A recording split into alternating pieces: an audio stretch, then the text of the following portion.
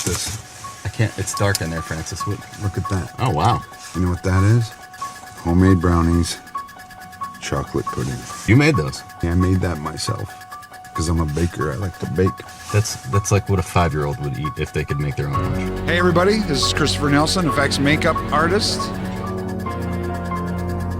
If I had some other kind of babysitter, she'd be reading me a story. I wouldn't be up clipping my nasty ass toenails. Go to bed. You used to be cool. We used to be friends, but now. Hi, my name's Jabrail Nuntambu.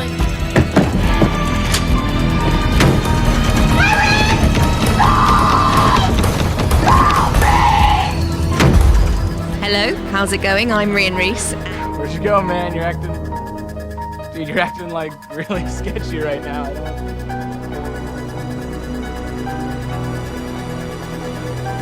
What's up?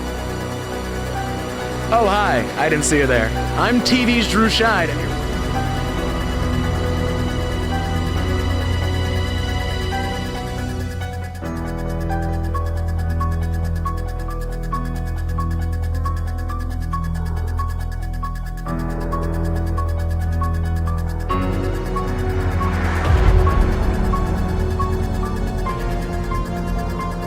Hi, this is James, Jude, Courtney, And you're watching Death Curse Society. You are watching Death Curse Society. and you're watching Death Curse Society. You're watching the Death Curse Society. Death Curse Society. Better enjoy this shit.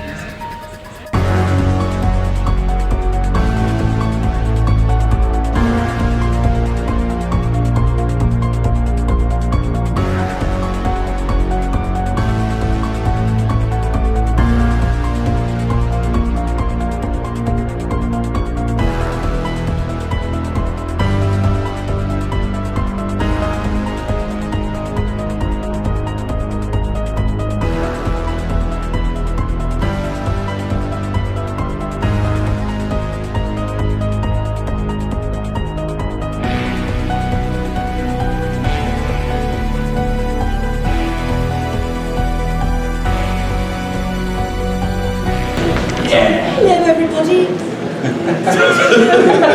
Am I I told you. You're running this. You're running it now, yeah. Oh, right. I don't have a mic anymore. Right, and Drew, how did it feel you telling me this happened? Hello, everybody. I'm Drew. Rhian, I'm so glad you asked because Halloween 2018 rules, and I am so glad to be a part of it. And now we're here, and you guys are here because of it, and we're all here because of it. So I had a great time being Halloween 2018. How about you, James, Jude, Courtney? How did you like being in Halloween 2018? It was a blast.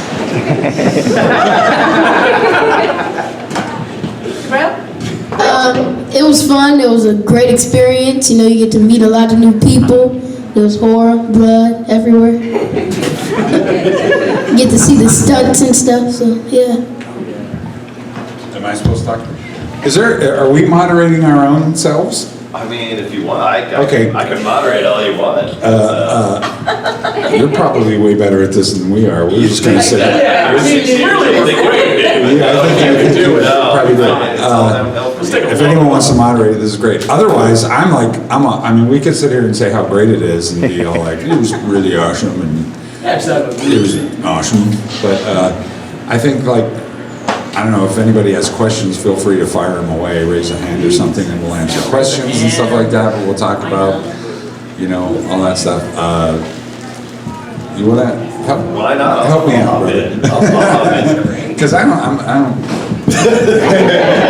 You guys are all so good. Oh Jesus, this mic is really loud. That one I'm used to being so quiet doing it. Now this one's really, really loud. Well, I was telling them the overhead announcements. That's me. You can take this mic, we'll take that mic. Oh, we'll trade out. Good. Yeah, Thank God. because Chris has a dainty voice. There you go. I can get that kind of abuse at home. Holy cow. Yes, this is more normal for me. It's not obnoxious. So basically how we've been doing it is we just ask the audience for questions and let you guys answer. It's easier on me that way. So. It's easier on us. I could have done that. It does all about I just did that. Didn't I just do that? You did. Literally, I'm just repeating you. So who out there does have some questions? I know you do. You You're can here for ask a reason. anything you want. AMN. Anything. Anything. Nothing. Really? That's it? Crickets. Oh, you guys are Do you just want to watch the movie? And Well, okay, so what's up? What's that? Stories from the set? Yeah, but we're not allowed to tell them. Yeah, okay, you can tell that. James got an eye infection. I gave him an eye infection. Actually, I didn't do it. He gave it to himself. But the thing is that he had to wear this prosthetic over his eye every day that made him blind in one eye.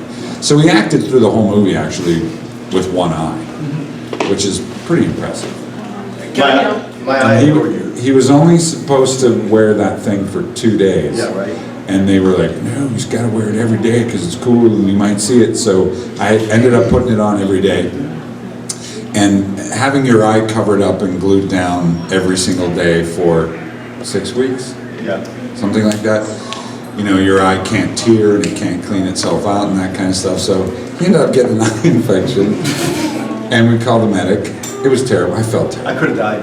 You could have died. It went into his bloodstream and he did die, but I revived him. That's how cool it was. That would be very ironic if Michael Myers died on the set of Halloween. Right? That would have been poetic. Can I be honest? I thought, when I met you, I thought you were blind. Yeah, me too. Everybody did. In Okay, fact, cool. When Jefferson came up to me, and he went, "Oh, Mike, what happened?" And I was like, "Well, you remember the first movie?" And he's like, "No, that's not real." Well, let me tell you, Christopher Nelson is one of those talented guys on the planet. We spent an hour in makeup every morning. That prosthetic eye took an hour to put on because he'd take my eye shut, then he would glue it, then he very, very meticulously spray painted, airbrushed all the makeup on my face and blended in the eye.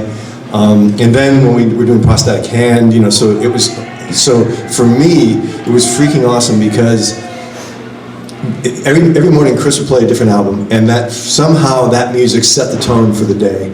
And so it was the first thing every single day was to go and sit in his trailer. We'd have these awesome conversations. The guy has an encyclopedic knowledge of horror.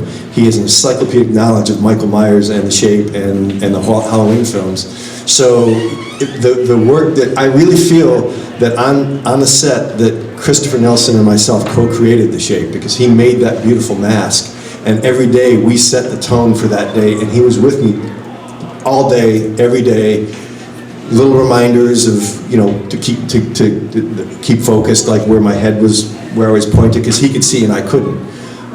So it was and you find when you work the way we all got to work together. This was one of those of all the movies and TV shows I've done. This is one of the most symbiotic crews and casts that I've ever worked with. I mean, Chris said several times we're working, this is why I do movies. This movie is why I do what I do.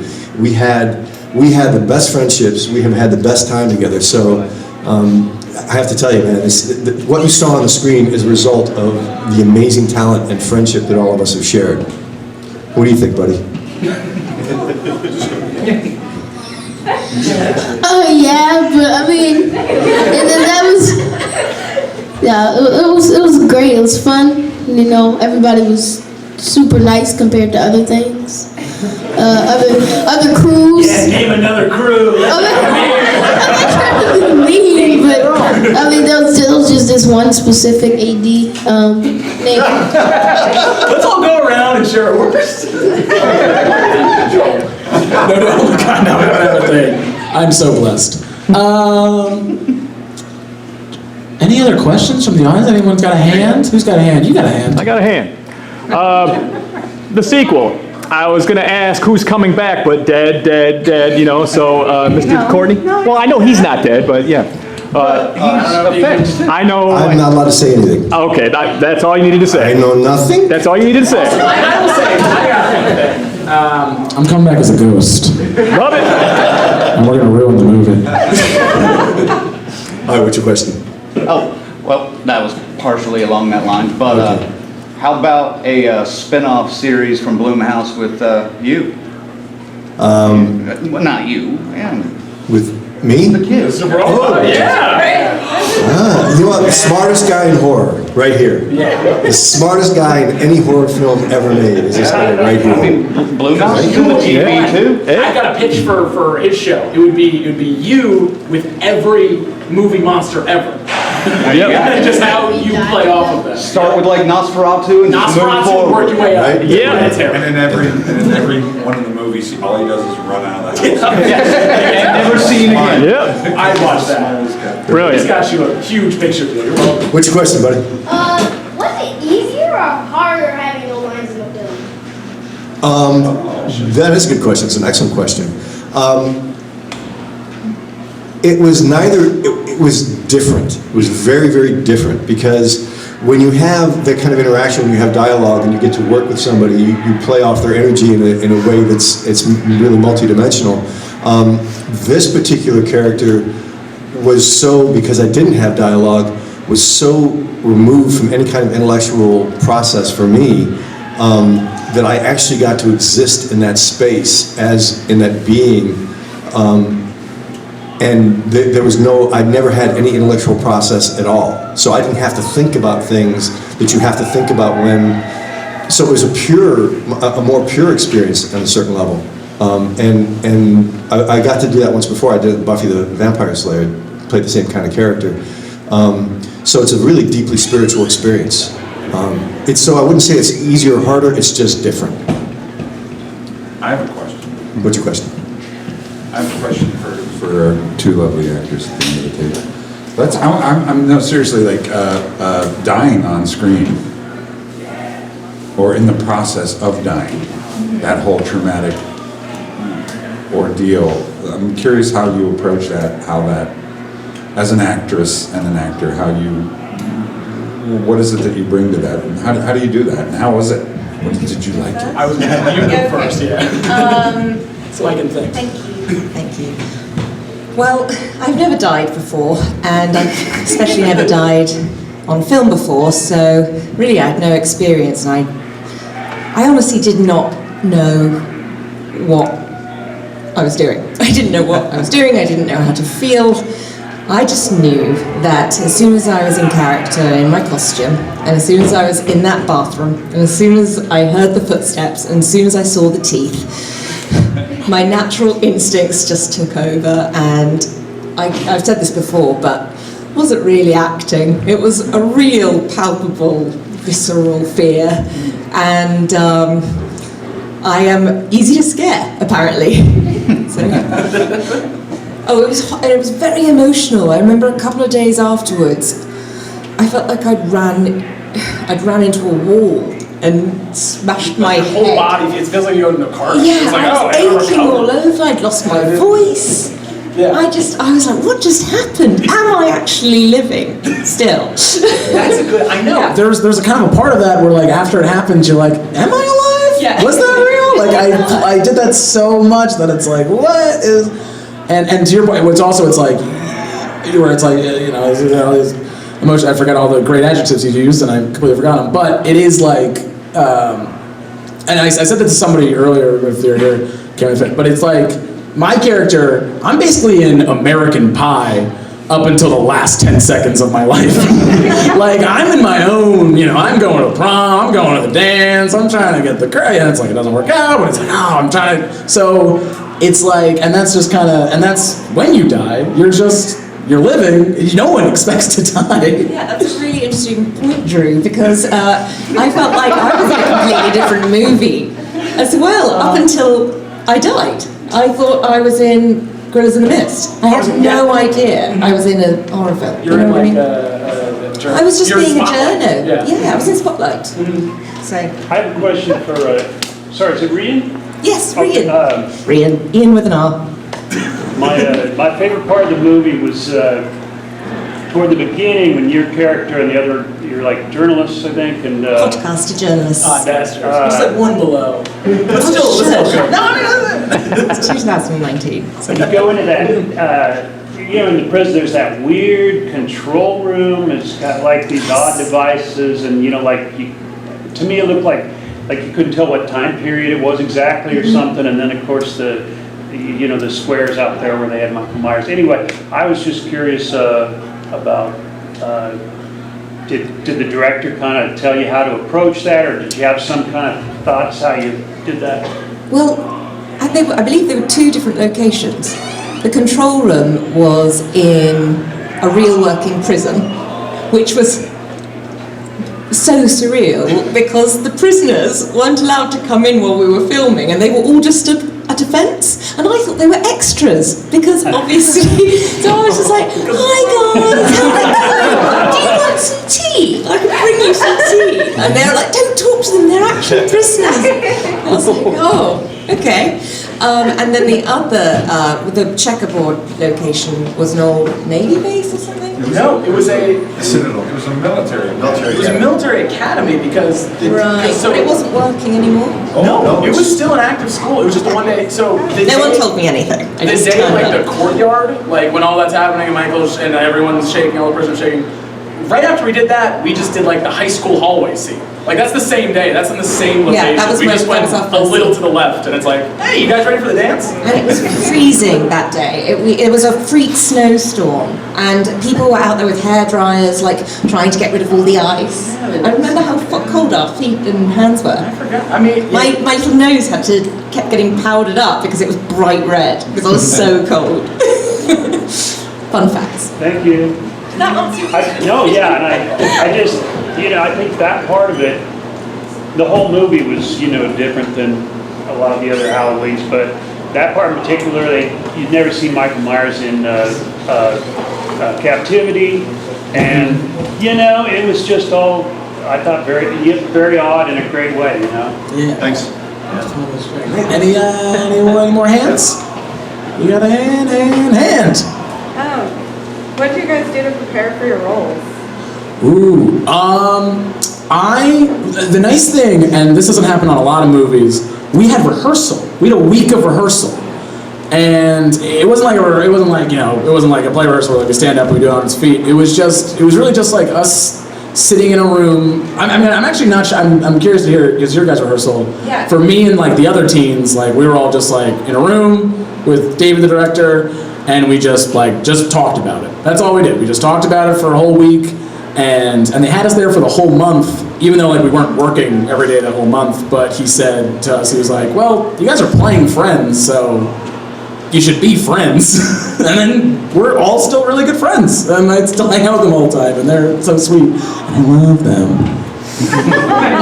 They're great. I remember the rehearsal period, we met up with David and we chatted a few times by email about what sort of podcast we should be listening to, and obviously I binged every single true crime podcast, and then I watched a lot of true crime documentaries, and then we had a week where Jefferson and I just met and we were like, okay, let's go around, because we didn't really know each other. We didn't know each other at all actually, but we were getting to know each other via going around Charleston and stopping off and just interviewing people on our phones and just asking like, do you believe in ghosts, or how long have you lived in Charleston? Just like really simple questions. And then we started trying to develop a style, and we naturally became a bit of a good cop, bad cop duo, just by nature of our personalities. I was the good cop.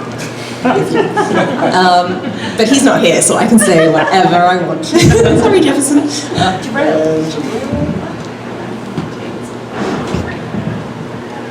Well, I didn't really prepare since I was only there for like 3 days, but I mean, it was fun. I was really excited because I had never been on a set before. Like they were like, Jamie Lee Curtis is in this, and I was like, who's that? So, but she's really nice and stuff. But so when we went on, I was like, oh hey everybody, and the cameras and the guy with the boomstick, and it was fun. It's really fun. Okay, unlike these guys, the only rehearsal I did was we rehearsed that long tracking shot, the Steadicam shot, and we spent a whole day rehearsing that. And they didn't think they thought we were going to have to stitch it together with CGI because it's such a difficult shot. But Stewie, the Steadicam operator, is a very good athlete, and anybody here who's played any sport knows that once you click with a fellow athlete, you don't, you're on a basketball court, you don't even need to look, you know where your guy's at. I mean, you get the sixth sense about working together, and Stuart and I really bonded, because there's no marks. It was very difficult, and it was a game of inches. We had to be so tight. But when we shot, a few days later, when we shot that scene, we nailed it. And when we nailed it, David came running across the set and gave me a big bear hug. He's like, dude, we got it.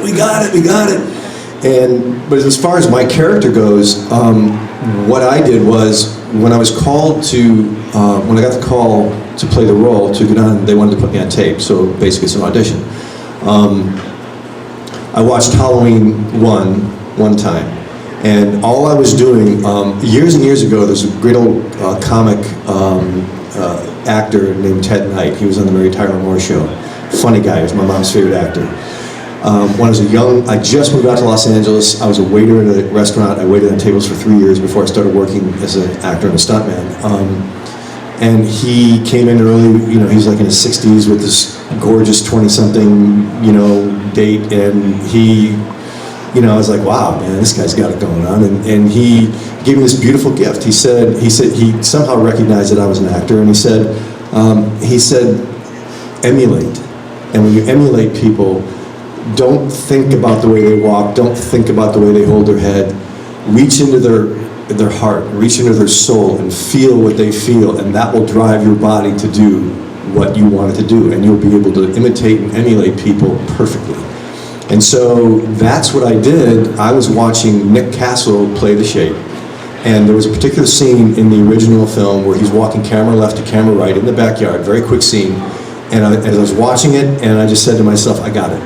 I reached into him. So the only preparation I did was creating the space for what Nick Castle created to exist inside me, and then of course it comes through me, so then it's mine now, you know what I mean? It became mine. And David never gave me any direction. The only direction I got was where I was supposed to go. The only character discussion we had was he called me after I was cast and said, hey Jimmy, I really want him to move very cat-like. And I said, well, that's kind of interesting. My cat Parsival is sitting in my lap, and I studied cat movement to play Dick Kinderstone in Buffy. I think cats are the perfect hunting, killing machine. So, and that was it. That's the only character talk we had about it at all. Other than that, the only other time I talked any kind of character talk was when Chris and I would, be in there in the morning, we'd talk about things, and that was just natural flowing conversation between two creators. So, for me, it was a much different experience than I've ever had. And then in that process, which was really freaking cool, we would do what we were set up to do, and then David would have these ideas and go, Jimmy, ooh, let's try this, ooh, let's do this. And he's like a kid in a sandbox, man. He was just super excited, loves what he does. He's super, for me, was just, for all of us, but for me, was super easy to work with. And so it was just this constant flow of creativity from beginning to end for all of us. We were all just in this amazing creative flow, and so yeah, it was a blast. You nailed it, man. Thanks, dude. On that topic, with so many scenes where you're not wearing the mask, when you do don the mask, do you have to switch? Do you have a thing that you do to make yourself different? No, I breathe with that particular character. I breathe in. I breathe him in to me, and I exist in that space. And then when we've done 6, 7, 8, 10 takes, whatever, when I hear the words "check the gate," which means they're moving on to the next setup, then I breathe out, and he's gone. I'm not me when I'm in that space. I'm the shape.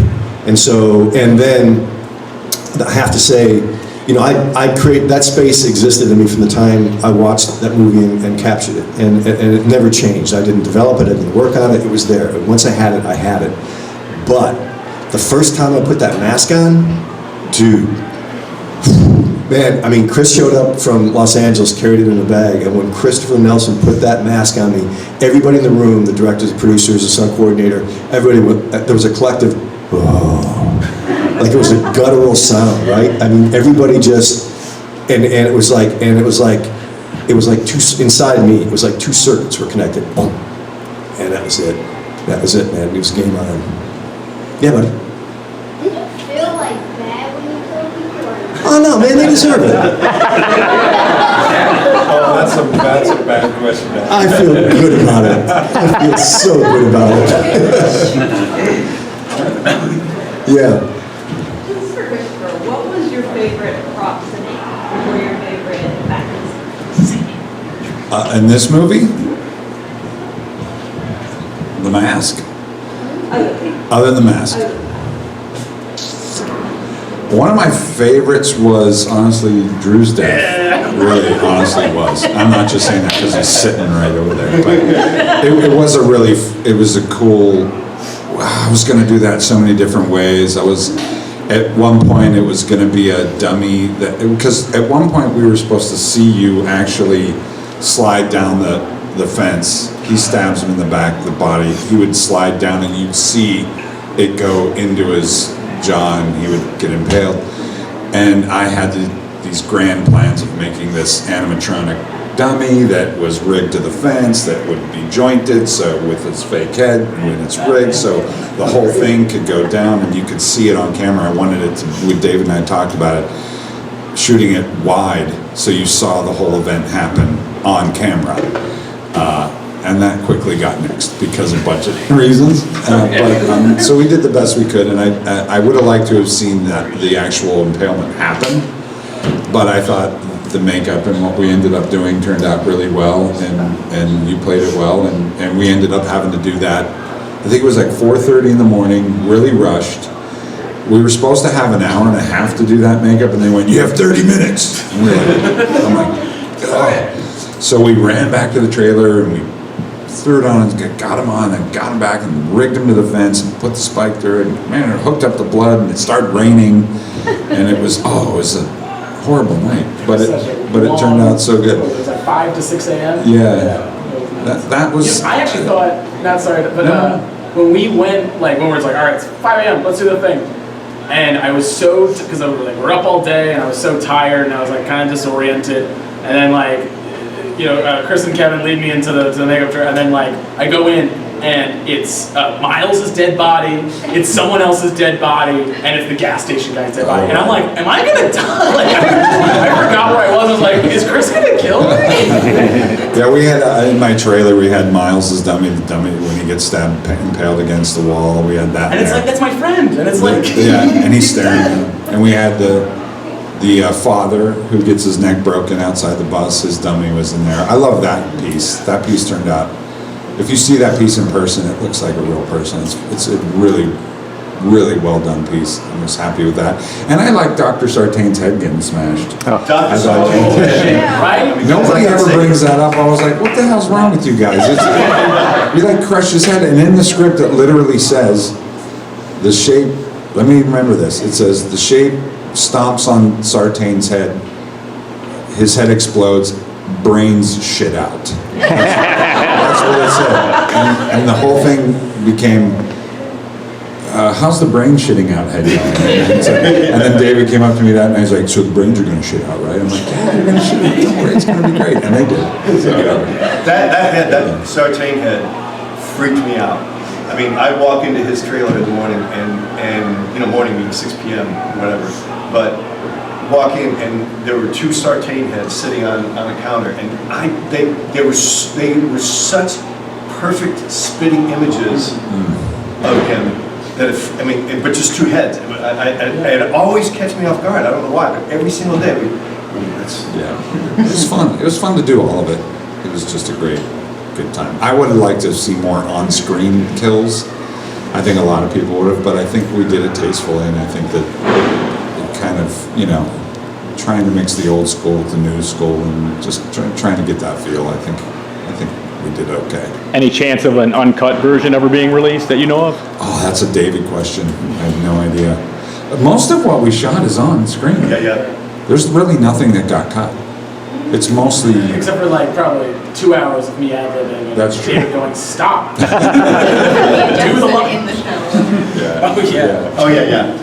Oh, I was supposed to, that's a fun little Easter egg. Well, it's not, I think it's still in the movie, but it's super blurred out.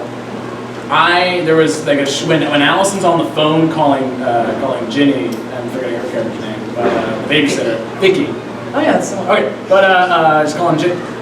In the script it was like, and then Oscar comes up and distracts her from the phone call. And then when we got to set, it's like, oh, how do I do? I think it was written where it was like there's like a glass mirror, and I'm like tapping, and I'm like or whatever, and then it's like none of that was there, and it's like, oh, what do I do to distract her? And like me and her talking, it's like, what makes sense? What's natural? And then I figured, because in all the Halloween movies, there's one theme that brings them through, which is nudity. Nudity is in all. So I was like, so I asked Allison, I was like, hey Andy, like, what if I mooned you? And she's like, yeah, that'd be really funny. I was like, so it's okay? And she's like, yeah. And then I said to Dave, like, Dave, what if I moon? He's like, all right, yeah, let's get a release form. So I signed, and then in the background, I think it's all faded out. And then the way it's cut, but yeah, I was supposed to. My butt was supposed to be. My butt was cut. That's gonna be on the. That could be in the uncut version. Just my butt. You got hard to get there, right? They got released and everything. Yep. Yeah. It was real quick. I didn't tell my mom. Sorry. Kind of for Drew, and you mentioned it already, but a little bit. You did David Gordon Green give you some latitude that do some ad lib? Because all of us basically like and that was the cool thing with the rehearsal was like, oh, would you say that in real life? And I'd be like, well, no, I probably wouldn't say that one. He'd be like, great, you're not gonna say, like he was very open, like it's gonna be your voice. And actually I forgot what the character thing. Oscar is based on David and Danny's like college friend who still like works in the industry. He's like an editor out in LA, and he's like, here's his phone number, and talk to him and I talked to him for like 2 hours, and he's exactly what Oscar is. he's the whole shebang. And we had, it's like we did the regular takes where it's like, let's do it as written, and we did that like, 2 or 4 or 5 times. And then it's like, and let's do a fun run. Let's do a couple fun runs, especially for like the scenes where it's like me in the high school and the other stuff. But in rehearsal, we were reading through the script, and David kept saying, well, would you say that? Because obviously I'm not British, and I just want to make sure I'm saying the right things. And so we'd be suggesting lines, and then the next day we'd get a script under our hotel door, and it would be what we'd said and suggested, and then it kept changing, and it was brilliant because it really kept us on our toes, and it kept the feel really natural. It was very loose, which I feel, for me personally, I like that looseness, because it's like I'm not constrained, and then the way like my kill was shot is it's all wide. It's like I can move around if I want to. I can try stuff out, and there's all wide shots. I love that he gave us room to play. Like he really let us improvise, and he trusted us, and therefore we grew to trust him. And of course, a few days when we were filming some of the scenes, Danny turns up and he's like joking around and saying, how about you try saying this? Or it's completely not what was in the scene, just to break us out of our like actor selves and keep us as real as possible. I think there's a line where just before I go into the gas station toilet, Danny comes up to me and he's like, just say you need a number 2, just say it. And they kept it in the film, but that was not in the script. And I was like, are you doing this for the blooper reel? And they were like, yeah, sure, whatever you want. And I couldn't believe they kept that in there. But, as a follow-up for Drew also, kind of, and this can kind of go to the whole panel really, but you seem a lot like your character, no offense. Thank you, I'm a bad actor. Okay. I just admit. But was there a piece of the character that you intentionally like brought out and fleshed out that's not out of you, that came from somewhere else? The one thing with Oscar that I really attached to was like his relationship with Dylan, or I forget Cameron. I forget everyone's name because I know I'm bad at real names. It was a year ago. It's Halloween. But the one thing I really attached to in the script was like, this guy's almost obsession, stalkery even, of his best friend, of Cameron, and he the thing I keyed into was like, it's not that Oscar likes Allison, it's that Cameron has Allison, and he just wants to be Cameron. So it's like, that's why I did it, because that's what he would do. So it's like everything I do is to impress him. And that's like the big thing I saw in the script. And yeah, I think that came through. My obsessive, like, I love you. I'm going to follow you around. I'm going to interrupt your kiss. Please pay attention to me. And then, I'll ask you the same question. Was it mostly you as your role, or did you find something that was outside of it?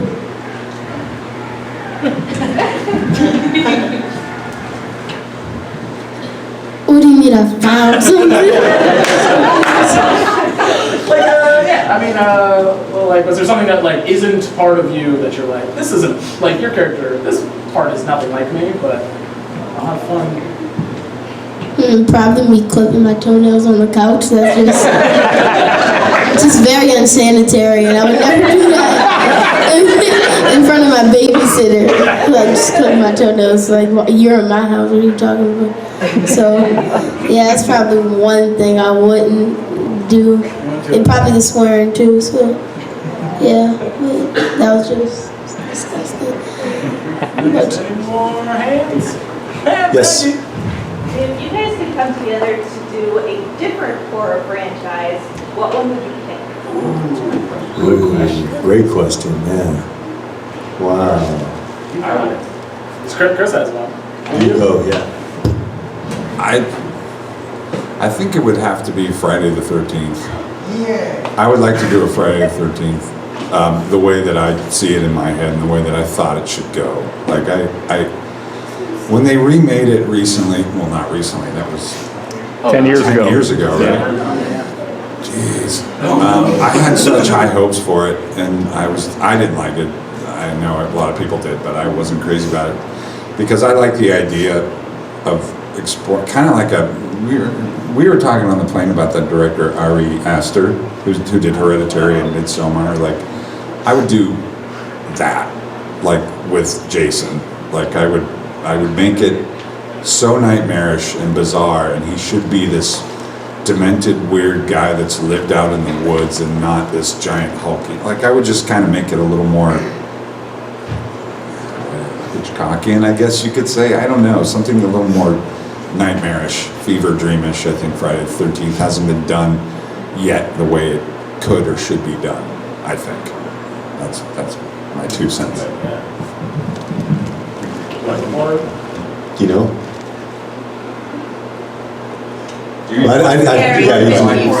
Child's Play. Child's Play. The one that just came out. Yeah, with the doll. Yeah, there you go. I don't know. I find like the old Child's Play movies and Chucky movies funny. I mean, like the way that he acts. Like, one of my favorite scenes, I don't know which one it is when he's locked in the classroom and he beats the teacher with the ruler. So it's just funny how he's like, looks like you've been a naughty girl. You'd be a good Chucky. No, it was good.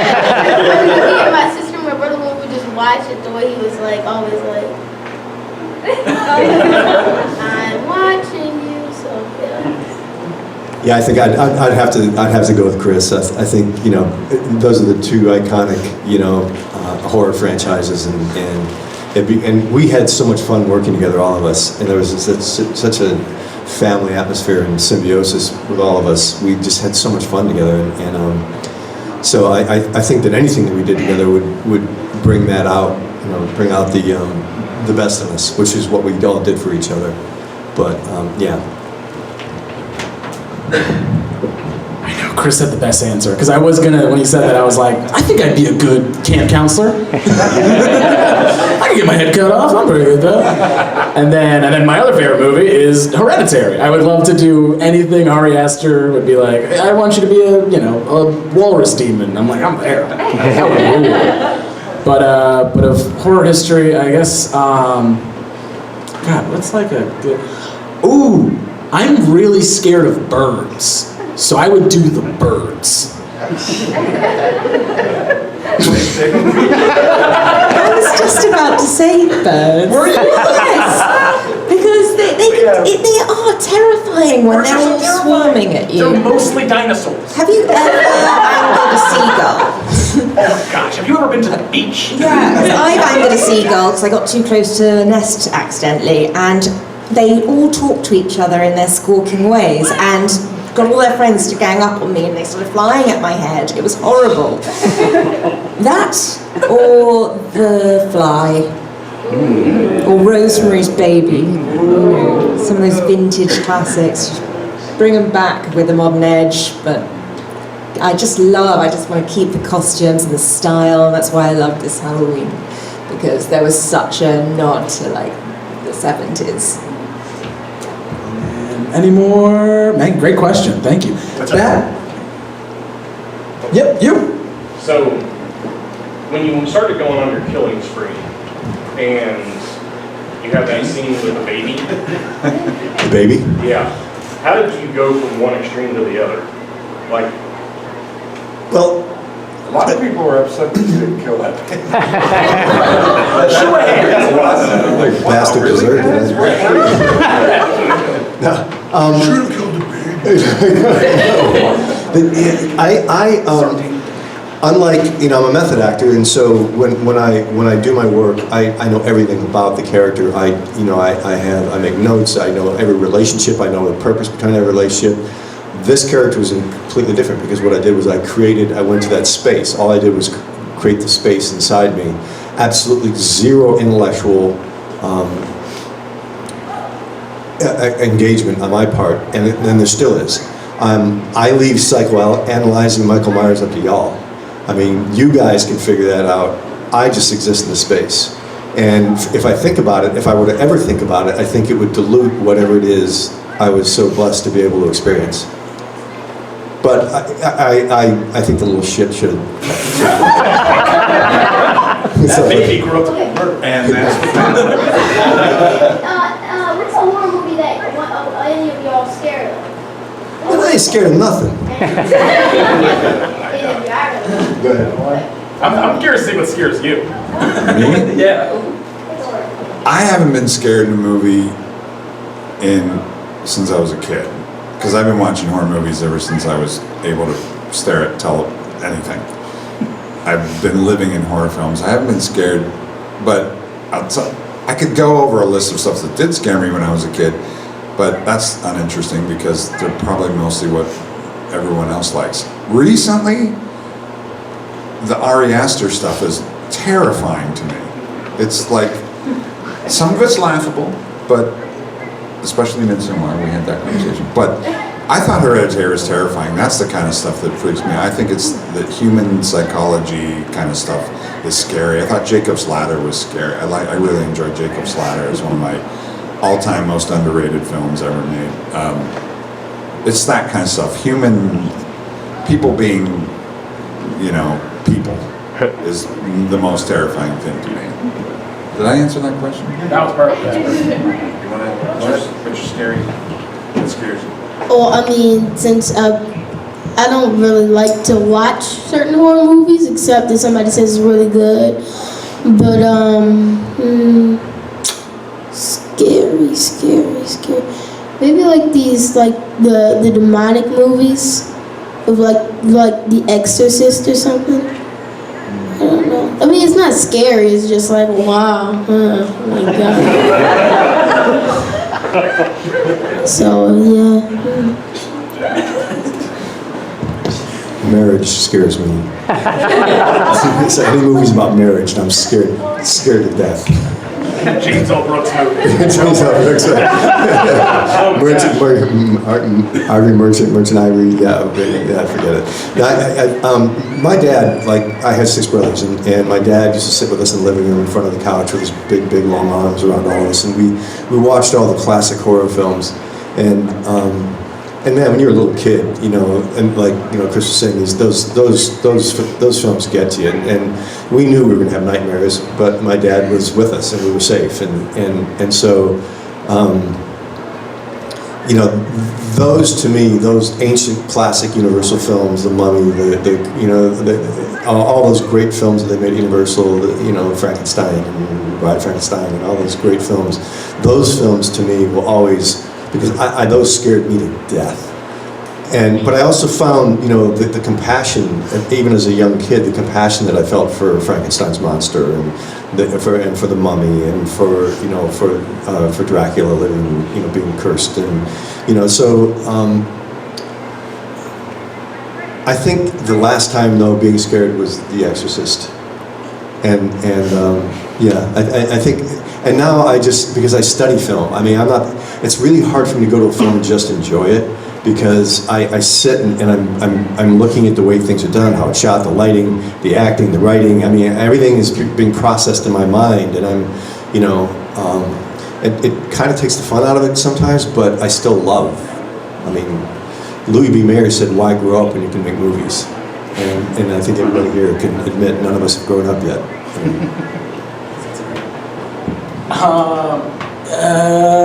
Yeah, Chris nailed it with Hereditary. I walked out of Hereditary like, I've never thought about any of those things, and now that's all I can think about. He really is just nailed. I'm so excited to see Midsummer.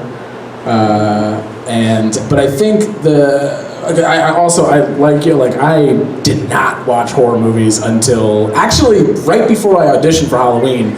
I just saw Halloween, just kind of like nothing. But now it's like, oh, that was a weird connection, but it was just like someone was like, this is actually a really good movie, and I was like, this is a really good movie.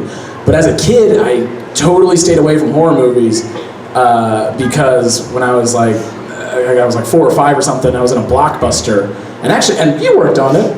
Kill Bill was playing on the TV, and it's the scene where she's whipping around the mace at Uma Thurman, and I was just like, what is happening? This is what movies can be? No. I don't want to. And now I love Kill Bill, which is great, because I was scared of it. Bill was my, no, not Bill, but Uma Thurman was my Michael Myers until I was 14.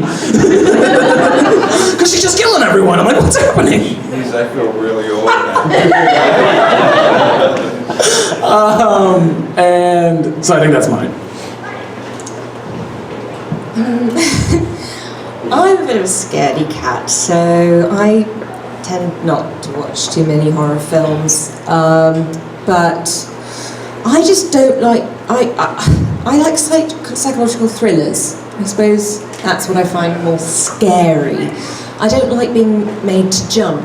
I am the token person that will just scream when that happens. If I'm at the cinema, I will just scream, and everyone is like, "Oh God, can somebody put some popcorn in her mouth or something?" But the last film I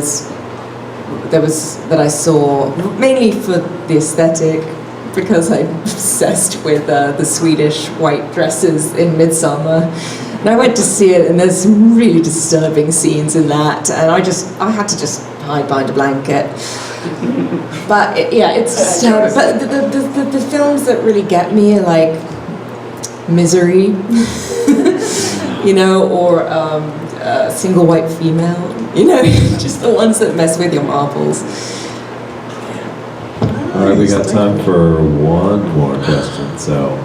Oh man, he's got it. Would you do quick ones? We can do 2 quick. They're very quick. What the heck? We'll start it. This is for James. Did you have any contact or interaction with anybody else who had played Michael before? Let's say Castle, or because he's the most prominent one. Did you have any? No, I met Nick I think he came on set the 3rd week. He was in one scene, in the window, and we never ever talked about the character. We talked about everything else in the world. He's a dear friend now. I talked to him off on the phone. He's actually directing a film that I'm going to play a bad guy in. No, I didn't, and I wouldn't have. I mean, I respect everything that everyone has done, but my job was to capture the essence of what the original shape was. And once I had that, I didn't want to intellectualize anything. So I had it existed in me, and I just needed to maintain the sacred nature of that space. So I didn't want to talk about it. And there was nothing really anybody could give me that would change what I was going to do. So, yeah, thanks. Did you only watch the first film? Yep, only watched the first one. I've watched the first 2 especially many times. I mean, I've seen them. And oddly enough, I used to play volleyball at Adrienne Barbeau's house shortly after she separated from John Carpenter. My friend Alex Daniels, a big-time stunt coordinator, was dating her, and so I knew Cody when he was young. I'd met John back then, and I played tennis at Rick Rosenthal's house, who directed the second Halloween. So my girlfriend at the time played tennis sort of once or twice a week. So I was in this Halloween orbit, unbeknownst to me that one day I would be incredibly blessed to be able to step into the shoes that Nick Castle created. And man, it's been an awesome ride. You know, thanks. And with Michael. Yeah. About Nick Castle. In the movie, Love by the Way, how many scenes were you in and how many scenes were he in? Because it's kind of hard to tell the difference. It's just how good you are. You know, you felt like you were Nick Castle, and I really couldn't tell the difference, honestly. Well, he's, like I said, I'm in every single scene. He's in one scene. The scene where Laurie pulls up and sees him in the window. So that's him in the window. But in that very same scene, when she shoots the gun, that's me in the mirror. Because in the mirror, the weapon that was shot the projectile to break the mirror was about a foot behind my head and about 6 inches to the side. So you wouldn't put Nick Castle in a situation like that. Nick Castle's not a stuntman. I live for that stuff. So, you know, any element of danger for me is what really makes me calm. And so I was in every single scene. Nick was in one. That was just something the Universal was doing, you know, trying to create this mystery of Nick Castle coming back and, you know, me being his stunt double. But we actually put the cap on that. Nick and I had to talk with Universal, and we're like, guys, come on, you just need to tell the truth. And then that just started rolling out that, you know, and Nick is one of the, he has high integrity, and he's a kind, generous, very talented man. He doesn't want to take credit for something he didn't do. And he didn't want to be, you know, so it's really kind of interesting to me that a lot of fans, and really, really big fans, are still trying to figure out, you know, who was in what scene. And the thing is, I'm almost 6'4", I'm 6'3.5". He's 5'10". So he's a little itty bitty fella compared to me. Guys, thank you so much. We really appreciate it.